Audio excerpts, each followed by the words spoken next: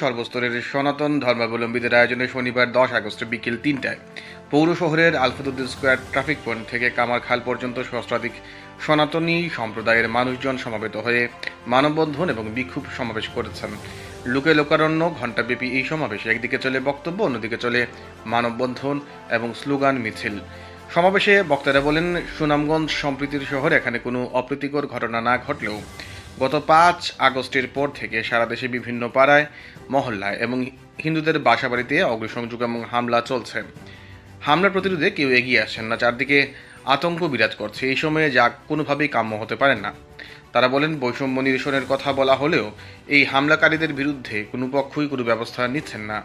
অন্তর্বর্তীকালীন সরকারের কাছে তারা দাবি করেন, সব হামলা নির্যাতনের বিরুদ্ধে তদন্ত সাপেক্ষে বিচার করতে হবে। সেই সাথে সংখ্যালঘু সুরক্ষা কমিশন, সংখ্যালঘু মন্ত্রণালয়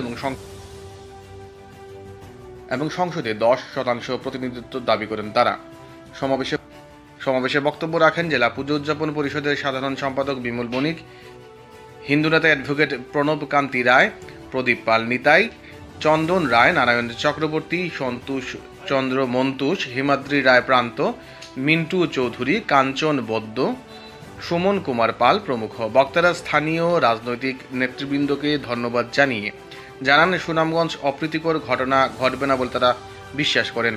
তবে হিন্দু সম্প্রদায়ের মধ্যে আতঙ্ক বিরাজ করছে, সেই আতঙ্ক নিরসনে আইন শৃঙ্খলা সহ সকল বাহিনী এবং রাজনৈতিক নেতৃবৃন্দকে দায়িত্ব পালন করতে হবে।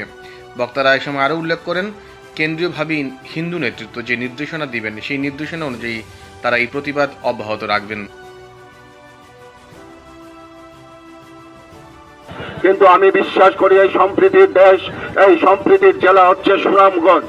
আমরা দেখেছি বিগত 5 তারিখের থেকে যেভাবে আমাদের সাংবাদিক ভাইয়েরা, এখানে অনেক সাংবাদিক ভাইয়েরা উপস্থিত আছেন, তারা যেভাবে আমাদেরকে প্রোটেকশন দিয়েছেন, যেভাবে দিয়েছেন আমাদের বাংলাদেশ জাতীয়তাবাদী দল বিএনপির নেতৃবৃন্দরা দিয়েছেন, আমাদেরকে জামাত ইসলামী ছাত্র শিবির সহ যারা আমাদের প্রত্যেকটা মন্দিরে পাহারা দিয়েছেন, তাদেরকে আমি যে কিছু হত্যা হয়েছে, লুট করা হয়েছে, সেটা কিন্তু আসলেই কিন্তু আইন শৃঙ্খলা বাহিনীর লোকজনের অভাবই হয়েছে।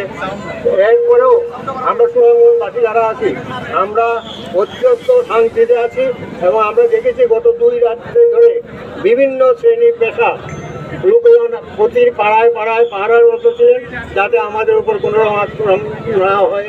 এই জন্য আমি সবাই সর্বস্তরের এই সুনামগঞ্জের যারা নেতৃবৃন্দ আছেন তাদেরকে আন্তরিক ধন্যবাদ জানাই এবং বর্তমান অন্তর্বর্তীকালীন সরকারের যারা আছেন তাদেরকে আমাদের অনুরোধ, যারা আসলে এই যে সনাতন ধর্মের উপর কিছু বিভিন্ন স্থানে অনিয়ন্ত্রিতভাবে কিছু ঘটনা ঘটেছে, এটি সুষ্ঠু তদন্ত করে যাদের বিচারের অধীনে আনেন এবং তাদের দৃষ্টান্তমূলক সাজা প্রদান করেন, তাহলে কিন্তু যেই সব আত্মা যারা আত্মদান করেছেন তাদের আত্মা শান্তি পাবে।